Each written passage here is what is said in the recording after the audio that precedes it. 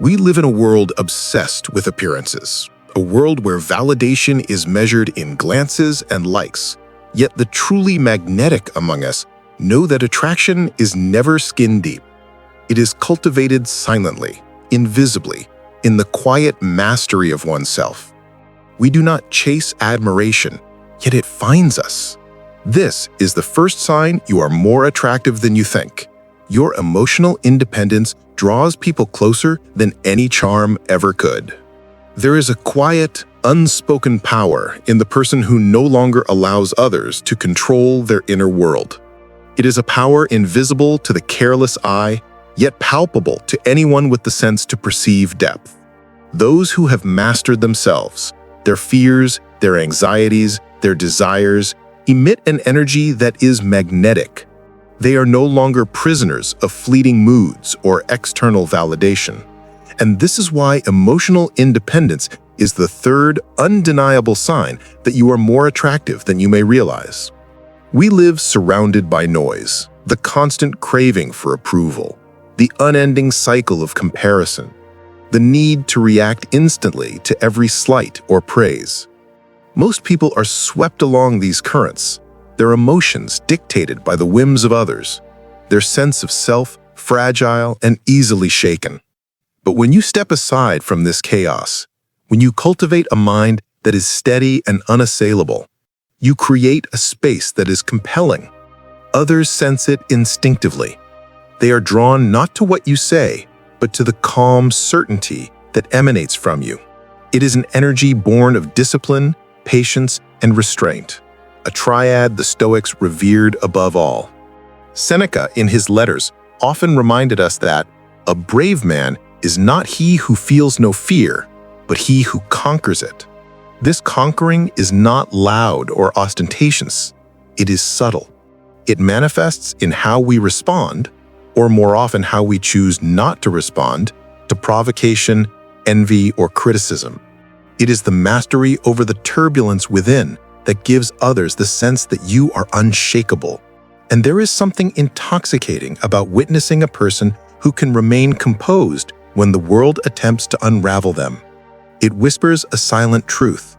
This is someone whose value is self-determined, someone whose presence is not borrowed from others' admiration, but earned through the cultivation of virtue and reason. The person who controls their inner life understands that emotions are tools, not masters. Anger is acknowledged, but it is never allowed to dictate action. Fear is respected, yet it does not restrict behavior. Desire is felt, yet it is tempered by wisdom. Marcus Aurelius wrote, "You have power over your mind, not outside events. Realize this, and you will find strength." Emotional independence is the embodiment of this teaching. It creates a magnetic tension in those around you. They cannot push you, they cannot pull you, yet they are irresistibly drawn to the integrity of your inner world. This independence also breeds authenticity. People are attracted to truth, to honesty, to someone who is not performing for approval or succumbing to manipulation. When you no longer need validation, when your actions are guided by principle rather than whim, you become a living example of quiet power. Others feel safe in your presence, yet intrigued. They sense that you operate on a different plane, one of conscious choice rather than reactive habit. And in this sense, your attractiveness is not external. It is an invisible force, stronger than charm, stronger than beauty, stronger than effort. It is here, in this domain of self-mastery, that attraction becomes effortless. You do not seek it, you do not flaunt it, and yet it gathers around you like a shadow follows light. Emotional independence is the silent signal that announces your value without words. It is a declaration that your mind and heart are your own, that you cannot be swayed by pettiness, gossip, or fleeting approval. And because most are unable to maintain this level of control, it sets you apart instantly. Others feel the contrast. They respect it. They are drawn to it. Ultimately, this is the power the Stoics championed. not to conquer others, but to conquer oneself. In doing so, you unknowingly conquer influence. Your restraint is magnetic. Your composure is seductive. Your unshakable inner life is alluring in ways that beauty, charm, or charisma can never achieve. You may not realize it, but the strength you wield, quietly, invisibly, is noticed, admired, and desired. And it is here, in the mastery of your own mind and emotions, that true attraction is born. Unfailing, timeless, and deeply compelling. 2. Your silence speaks louder than any words could. There is a peculiar and often misunderstood power in those who have learned the art of silence. In a world drowning in noise, constant chatter, the relentless validation-seeking, the impulsive reactions, silence becomes a signal. It is not emptiness, it is not passivity, it is a demonstration of inner control, a testament to a mind unshaken by the trivialities that consume most. And it is here, in the deliberate mastery of when to speak and when to remain still, that your allure becomes undeniable. Most people confuse talking with influence. They believe that volume, repetition, or assertiveness equals presence. But the truly compelling individual understands that influence does not come from filling every space with sound. It comes from the weight of their presence, from the calm assurance that their mind is unshakable, that their thoughts are not dictated by the fleeting opinions of others. Marcus Aurelius, reflecting on the nature of wisdom, advised, "Nowhere can man find a quieter or more untroubled retreat than in his own soul." Those who cultivate this inner retreat learn to let the world rush around them without disturbance. They do not react impulsively. They do not seek to fill silences with unnecessary words.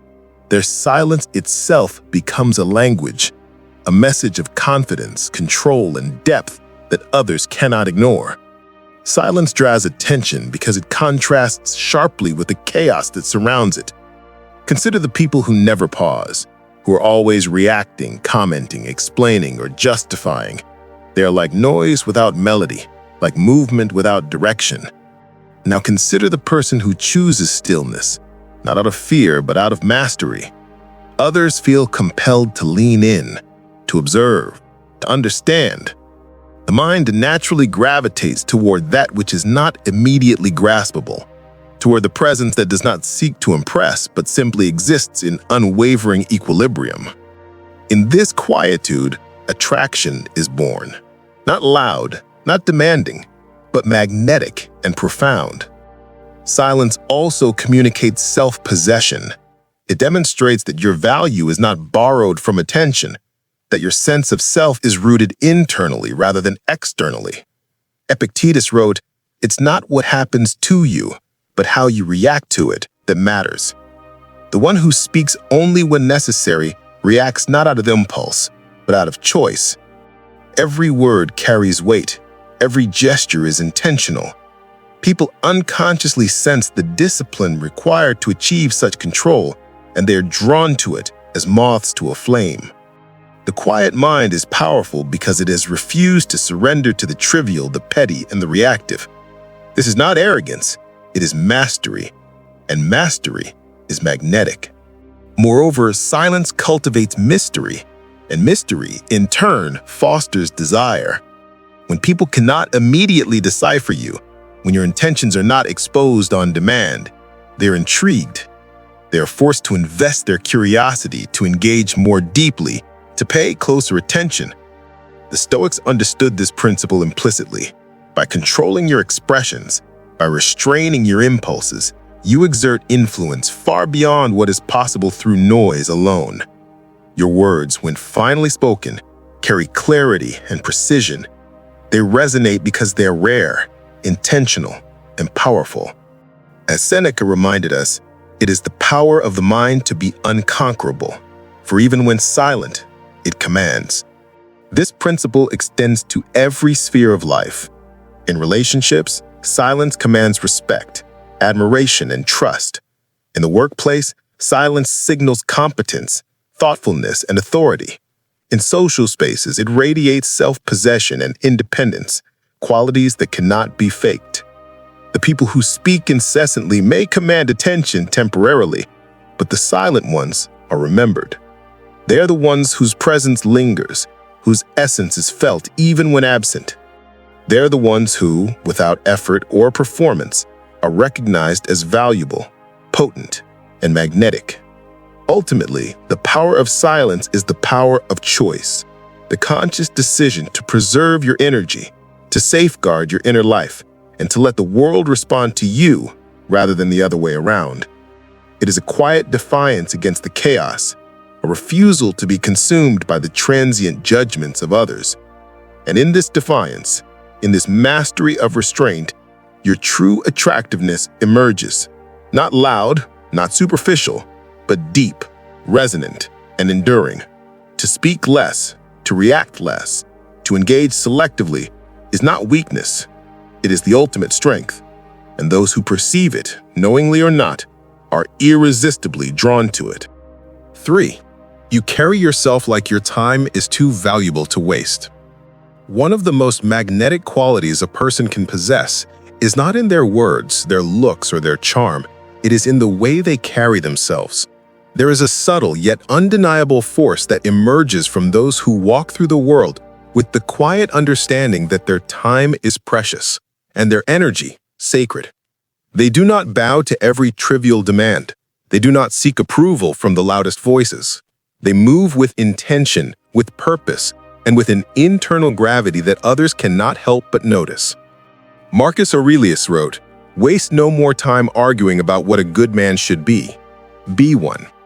To embody this truth is to be irresistible, not because you demand admiration, but because you exude an aura of self-possession that cannot be replicated or feigned. People who understand the value of their time are not arrogant, they are disciplined. They recognize that every interaction, every engagement, every investment of energy carries a cost. They are selective, not because they wish to exclude, but because they have learned the brutal clarity of consequence. Your time is finite, and how you spend it determines the quality of your life. Seneca reminds us, it is not that we have a short time to live, but that we waste much of it. Those who have mastered this principle do not overextend themselves emotionally or socially. They do not seek approval from the loudest voices. They move with intention, with purpose, and with an internal gravity that others cannot help but notice. There is a certain fearlessness in valuing your own time. When you no longer permit yourself to be drawn into every argument, every drama, or every superficial interaction, you demonstrate that your energy cannot be taken lightly. Others sense this immediately. They recognize, consciously or not, that you are not at their disposal, that your decisions, your focus, and your attention are deliberate. This restraint is magnetic because it signals independence, strength, and intelligence, the core qualities that true attraction is built upon. As Epictetus observed, make the best use of what is in your power and take the rest as it happens. Those who value their time are masters of what is in their power. They refuse to hand their life away to chaos or the whims of others. This discipline extends beyond simply saying no. It manifests in every gesture, every posture, every glance. How you walk into a room, how you respond to interruptions, how you allocate your attention. Each of these is a reflection of the silent philosophy you carry. When people recognize that your attention is not cheap, they subconsciously treat you with care. They sense your inner economy and they adjust their behavior. It is not manipulation, it is an organic consequence of self-mastery. Your calm, measured pace, your refusal to overcommit, and your quiet prioritization signal that you live by a code, not by convenience, and there is something deeply alluring in that. Moreover, this mastery of time cultivates inner peace. When you no longer surrender yourself to the trivial, the petty, and the reactive, your mind becomes a fortress, unshaken by external chaos. This tranquility is itself magnetic. People are drawn to those who do not flinch in the face of stress, who remain composed when others are frantic. They're drawn to the rare individual who moves deliberately, unhurried, and fully in control of their own existence. This is the power of valuing time. It transforms you from someone who reacts to the world into someone who commands it silently, effortlessly, through presence alone. Ultimately, carrying yourself like your time is too valuable to waste is an exercise in sovereignty. It is an unspoken declaration that your life, your energy, and your mind belong to you, and you alone. You do not beg for attention, you do not demand respect. It is given naturally, because the world recognizes mastery when it encounters it. And in this recognition lies true attractiveness, not in vanity or superficiality, but in the quiet strength of a person who lives deliberately, moves intentionally, and honors the precious commodity that is their existence. In a world filled with distraction, noise, and fleeting allure, this discipline is a beacon. Those who perceive it, whether consciously or not, are drawn to it inexorably. Because it is rare, powerful, and utterly unyielding, and nothing is more magnetic than mastery. 4. You speak rarely, but when you do, it resonates. There is an almost imperceptible power in silence. Those who speak less, who measure their words carefully, and who choose their moments of expression with precision, exude a presence that cannot be replicated. It is not about withholding communication out of fear or insecurity. It is about understanding the weight of words and the gravity of attention. Marcus Aurelius advised, "Let no act be done without purpose." To speak without purpose is to scatter your energy, to dilute your impact, to offer a part of yourself cheaply. Those who have mastered the art of measured speech recognize that words are currency, and every syllable spent should be invested wisely. When a person speaks sparingly yet with intention, their voice becomes magnetic, compelling, and unforgettable. Others learn quickly that your attention is not to be taken for granted, nor is your engagement. There is an implicit understanding. If you have chosen to speak, it carries meaning, it carries weight, it demands consideration. Epictetus once remarked, "We have 2 ears and 1 mouth, so that we can listen twice as much as we speak." Listening is not passive. It is a cultivation of insight, a demonstration of patience, and an exercise in discernment. Those who speak rarely but listen with intensity are immediately perceived as intelligent, composed, and confident. There is a quiet authority in this restraint, a subtle command that others sense even before they consciously understand it.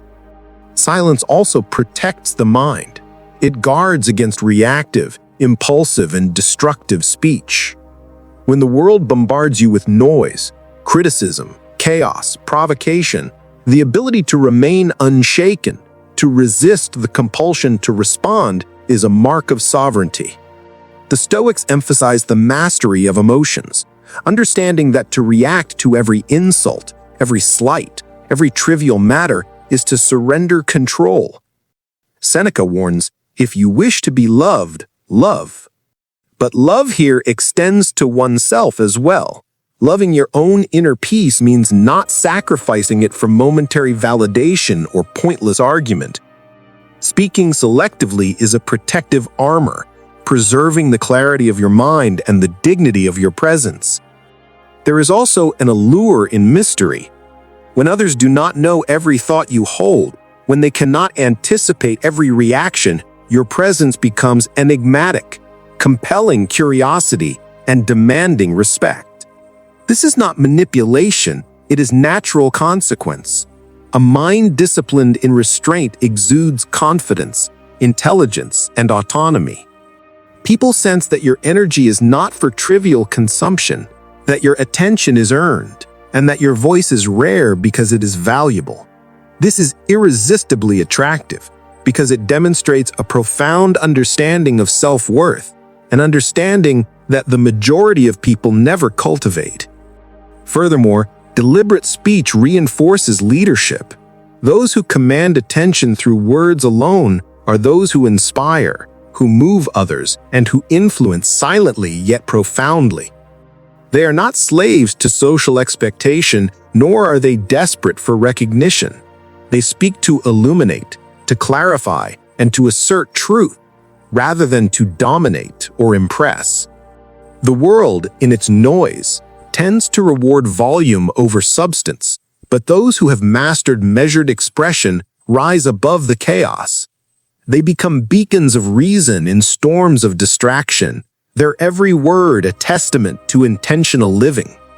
Ultimately, speaking rarely but with intention is a declaration of sovereignty over oneself and one's environment.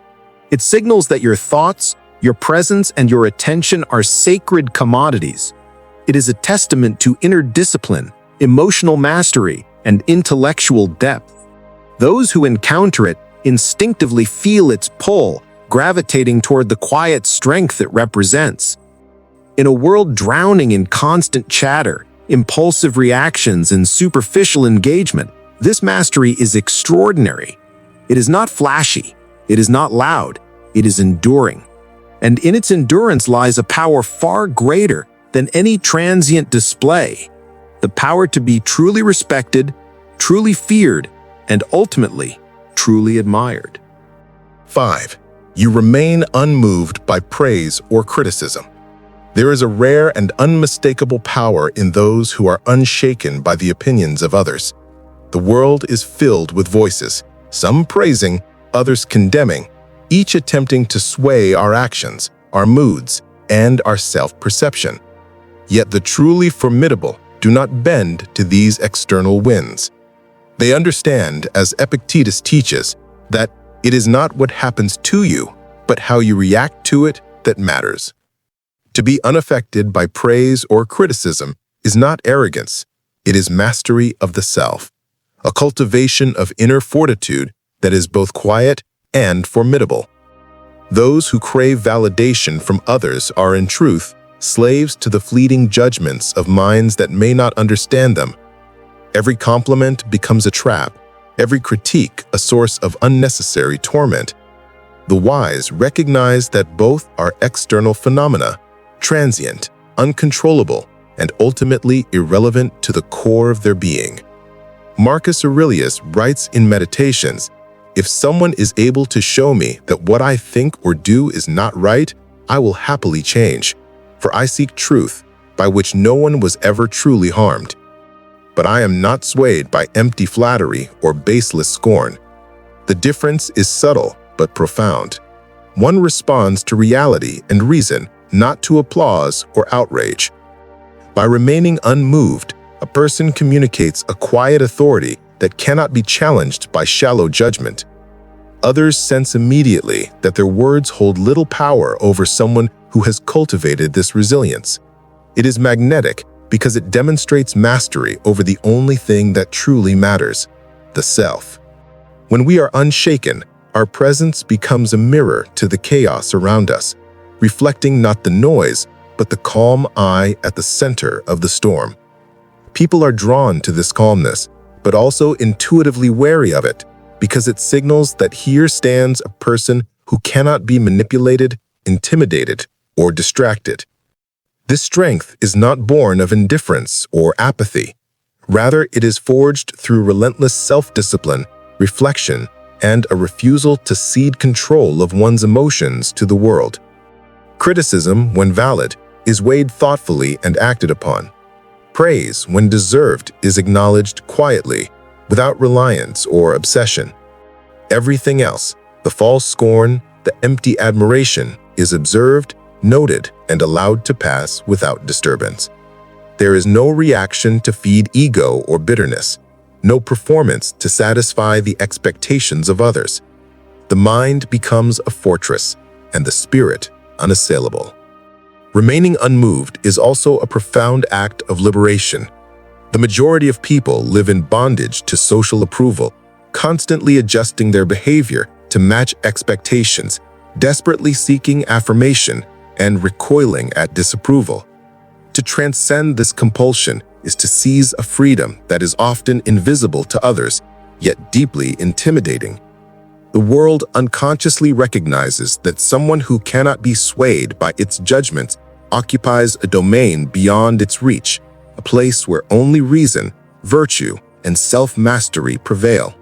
The result is a form of attraction that is impossible to mimic or purchase.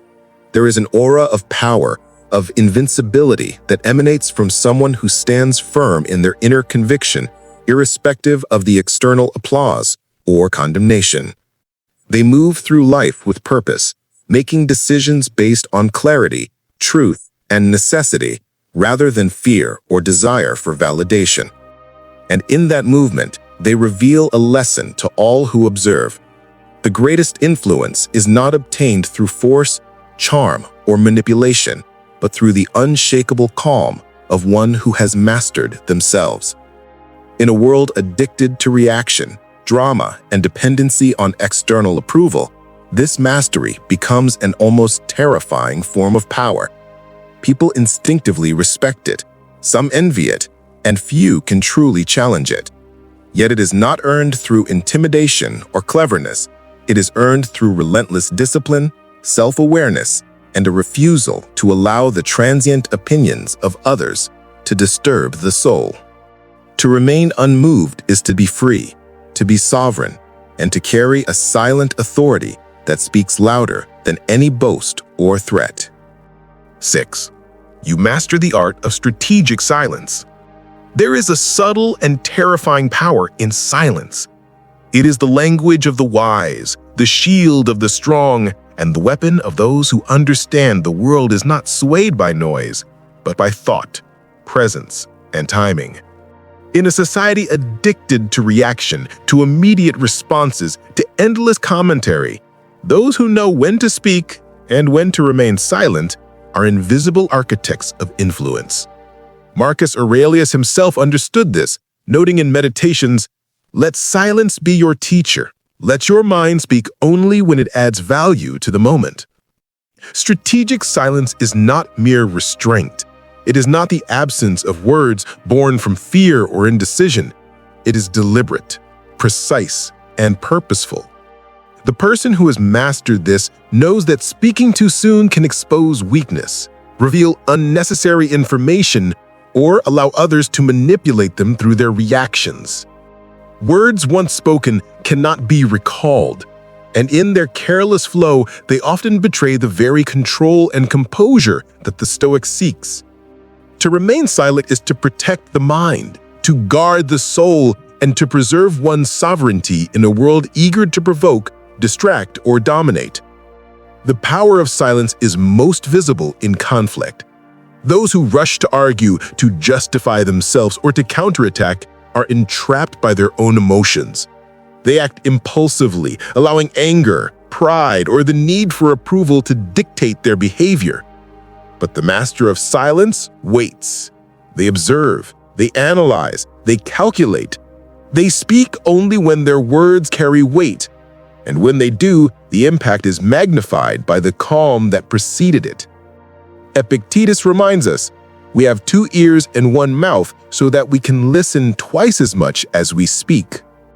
Silence is not submission, it is accumulation of power. Strategic silence is also the tool of discernment. It allows one to perceive truths that remain hidden to those who rush to fill every void with noise. Human behavior, intentions, and weaknesses are revealed in the space between words, in the pauses, and in what others feel compelled to disclose when confronted with a mind that does not react immediately. By holding one's tongue, the Stoic gains insight, clarity, and foresight, the advantage of knowledge that cannot be taken, only earned. In relationships, silence becomes armor. It protects against manipulation, gossip, and unnecessary entanglement. The world is filled with those eager to provoke reactions for their own amusement or gain. To respond to every jab, every criticism, every sly remark is to grant them power. To remain unmoved, to speak only when necessary, is to establish boundaries without confrontation, influence without force, and respect without coercion.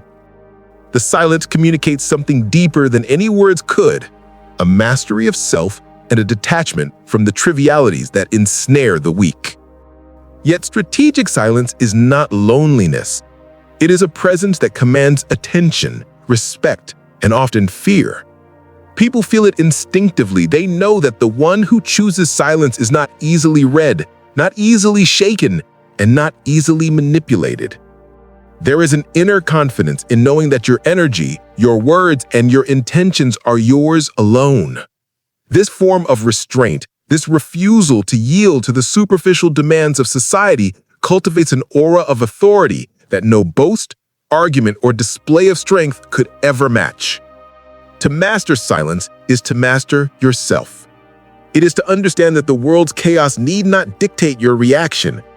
It is to wield power quietly, deliberately, and effectively. The Stoic knows that speaking less, observing more, and acting only when necessary is the hallmark of true strength. In a society addicted to noise, attention, and validation, silence becomes an invisible fortress, a fortress from which influence radiates, unchallenged, unseen, yet undeniable. Those who embrace strategic silence move through the world untouched by its trivialities, guided by reason, fortified by self-control, and empowered by the knowledge that their value is not measured by words, but by presence. In that silence, they are untouchable, respected, and infinitely more powerful than those who speak to fill emptiness. 7. You find freedom in emotional independence. In a world addicted to approval, validation, and the constant chatter of opinions, the truly powerful are those who have learned the quiet, unshakable art of emotional independence. They do not allow the moods, judgments, or actions of others to dictate their inner state. They exist in a realm where external chaos and internal peace are no longer at odds, a realm the Stoics have long championed. Marcus Aurelius wrote in Meditations, "You have power over your mind, not outside events. Realize this, and you will find strength." Here, in this mastery, lies a form of attractiveness that cannot be touched by mere appearance, charm, or fleeting circumstance. Emotional independence is not coldness. It is not detachment born of fear or apathy. It is deliberate self-mastery, the conscious refusal to hand your power over to forces beyond your control. The world will always test you, provoke you, and attempt to destabilize the equilibrium of your mind.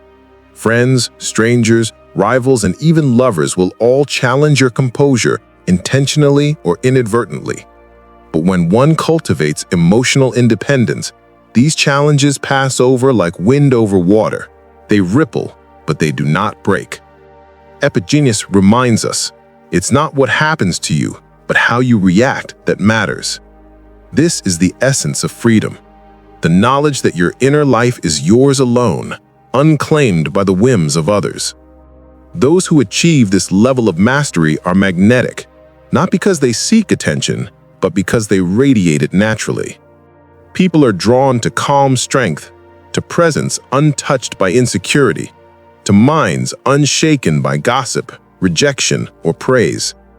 Emotional independence allows one to navigate the complexities of human behavior without being ensnared by them. You do not need to convince, explain, or justify.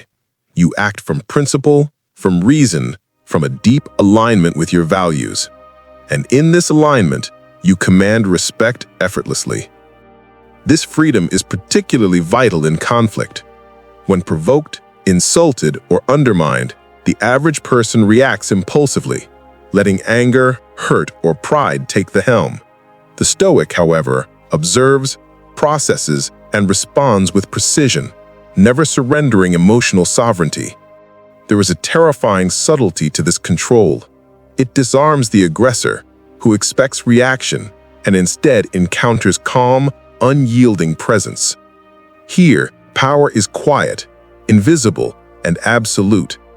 It is the kind of power that attracts, intimidates, and endures. Emotional independence also safeguards one from attachment to outcomes. Most people tie their peace to circumstances, relationships, or the fleeting judgments of society.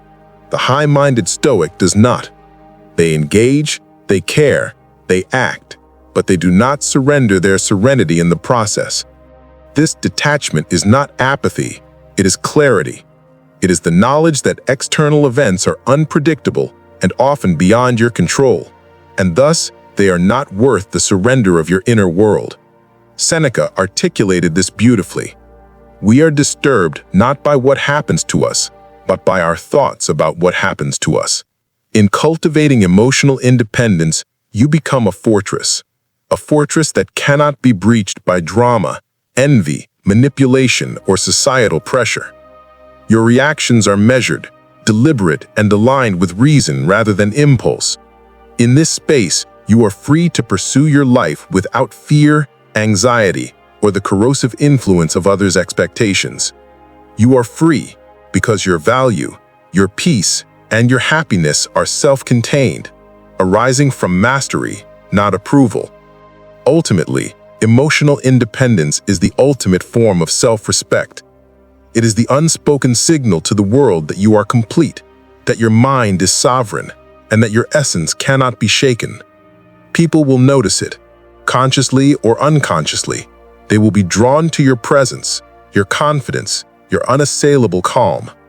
In a world of chaos, drama, and dependency, this independence is not just attractive, it is terrifying to those who have never tasted it, and irresistible to those who seek its quiet strength. When you master emotional independence, you discover something the world cannot take: freedom. Freedom from manipulation, from fleeting emotions, from the pressures of others. In this freedom, you become untouchable, respected, and, quietly, profoundly powerful. The Stoics knew this, and in their silent, unyielding way, they teach us that the highest form of attractiveness is not in the eyes of others, but in the mastery of one's own soul.